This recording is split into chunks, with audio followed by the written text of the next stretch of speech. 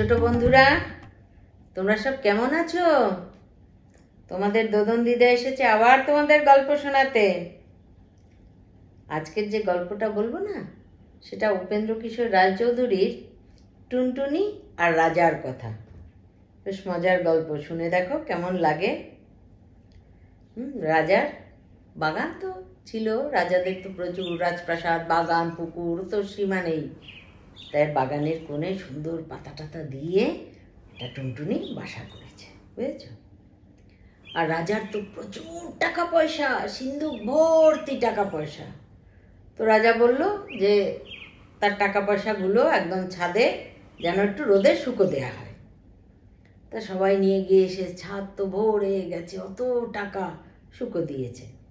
পরে সব টাকা তুলে নিয়েছে, কিন্তু একটা টাকা পড়েছিল, চকচকে টাকা।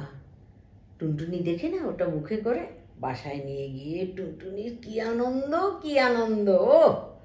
আমি কত বড় লোক! ও তখন রাজপ্রাসাদে উড়ে গেছে।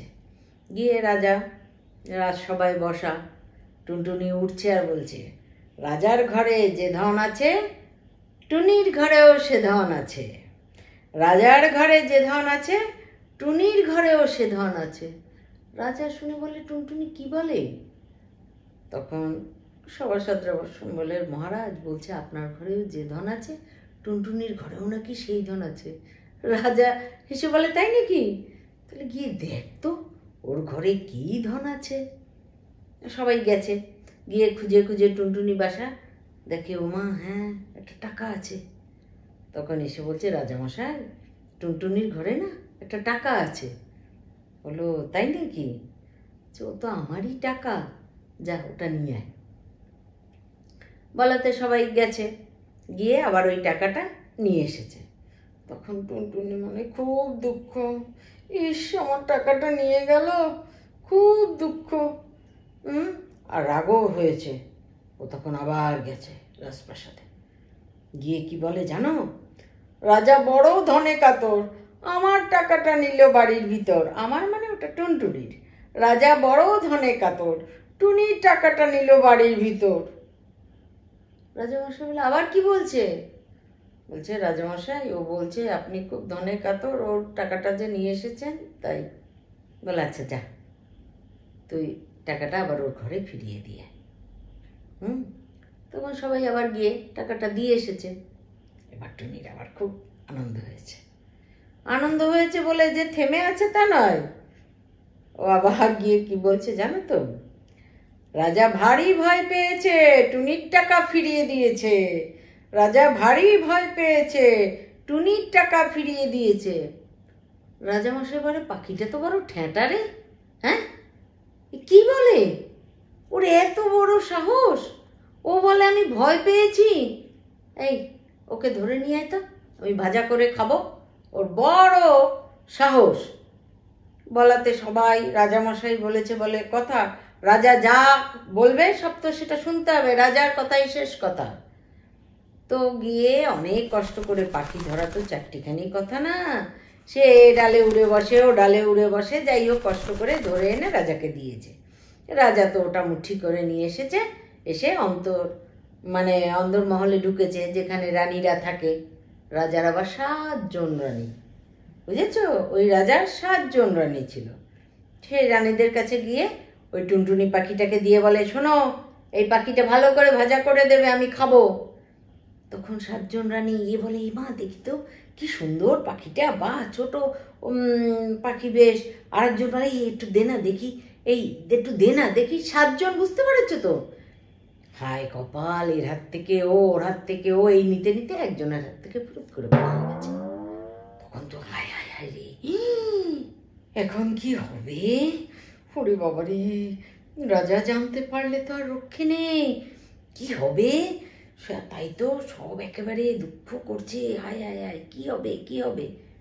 এর মধ্যে দেখে কি একটা বেশ বড় নাদুস নদুস ব্যাঙ একেবারে থপ থপ থপ থপ করতে করতে যাচ্ছে।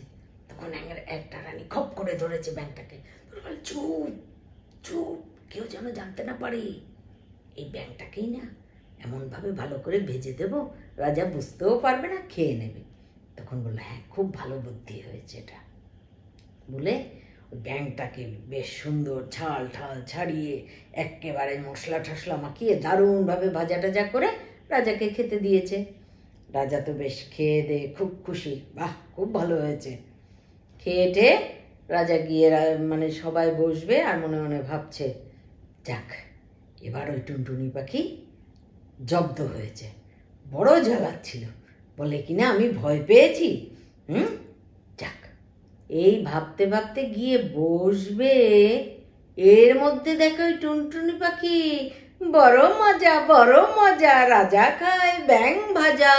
হ্যাঁ, বলে কি আমি ব্যাঙ ভাজা খেয়েছি, ও থু থু।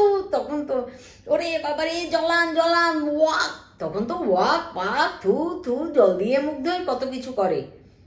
আর তখন ভীষণ রাগ হয়েছে রানীদের উপর, এত সাহস, আমাকে ব্যাঙ ভাজা খাইয়েছে।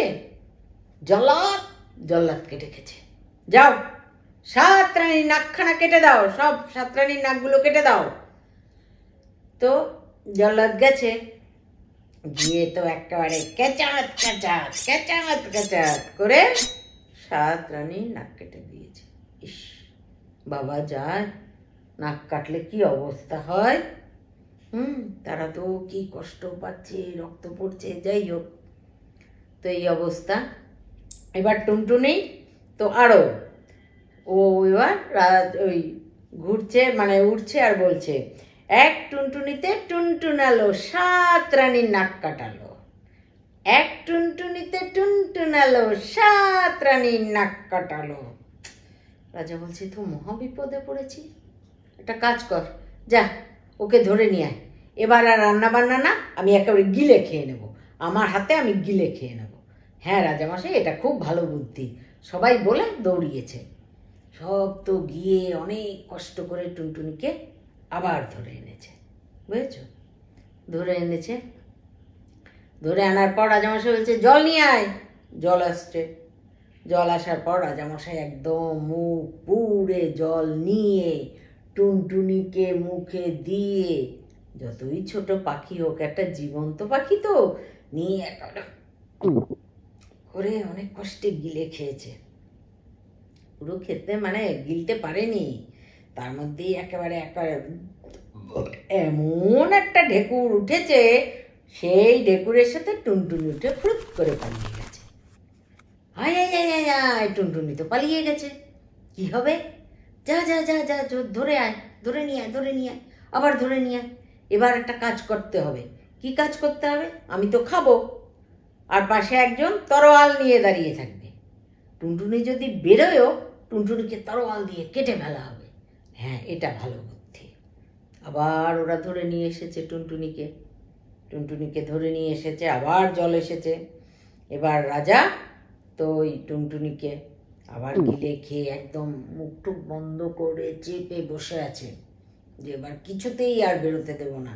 আর পাশে তো জল্লাদ একেবারে নিয়ে রেডি হয়ে আছে, তরোয়াল নিয়ে, বেরোলে ও কেটে ফেলে দেবে। এদিকে যতই মুখ চিপে থাকুক, টুনটুনি তো গিয়ে পেটের মধ্যে এমন ফুরুত ফারাত শুরু করেছে, রাজা আর পারেনি। একেবারে যত যা সেই খাবার দাবার জল টুনটুনি একবারে একাল বোয়া করে পুরো বমি করে দিয়েছে। আর সাথে তো টুনটুনিও বেরিয়েছে। আর এদিকে তো তরোয়াল, মার। এবার ওই তরোয়াল হাতে ও দিয়েছে এক কোপ। ফলে হবে কি, টুনটুনি তো পালিয়ে গেছে। কোপটা কোথায় লেগেছে জানো তো? একেবারে রাজার নাক সমেত কেটে বেরিয়ে গেছে। আর রাজা দু চেঁচাচ্ছে, ওরে মা গো, রে বাবা গো, গেছি গো। নাক তো ভীষণ সেন্সিটিভ জায়গা, আর রক্তে ভেসে যাচ্ছে সব। এই ডাক্তার মানে ডাক্তার তো তখন হচ্ছে কবিরাজ, ডাক্তার হচ্ছে রাজবৈদ্য, তাকে ডেকেছে। এসে সে তো ওখানে অনেক আয়ুর্বেদিক সব জিনিসপত্র দিয়ে ঠিয়ে ফেটি টেটি বেঁধে টেঁধে রাজাকে একটু শান্ত করেছে। টুনটুনি তখন ঘুরে, টুনটুনি কিন্তু আর রাজার পিছন ছাড়ছে না, এত শাস্তি পাচ্ছে রাজা। টুনটুনি আর রাজার পিছে, এখন টুনটুনির খুব রাগ হয়েছে, ভীষণ রাগ হয়েছে রাজার উপরে। হুম, তখন টুনটুনি উঠছে আর বলছে, নাক কাটা রাজা রে, দেখ কেমন সাজা রে, নাক কাটা রাজা রে, দেখ কেমন সাজা রে। বলে টুনটুনি, না, এই রাজার দেশেই আমি থাকবো না, বড় বাজে রাজা, পচা রাজা। হ্যাঁ, বলে টুনটুনি উঠতে উঠতে, টুনটুনি তো পাখি তো উঠতে পারে, উঠতে উঠতে উঠতে উঠতে সে অনেক দূরে অন্য রাজ্যে চলে গেছে। আর এদিকে রাজার লোকজন এখন খুব রাগ হয়েছে যে এবার আমরাই ওকে মেরে ফেলে দেব, চল ওকে ধরতে যাই। সে তো ধরতে গেল, কোথায় টুনটুনি পাখি, বাসায় গিয়ে দেখলো বাসায় কিছু নেই, বাসা একদম পড়ে রয়েছে, টুনটুনি পাখি চলে গেছে। বন্ধুরা ভালো থাকবে, তোমাদের তো এখন পরীক্ষা চলছে তাই না?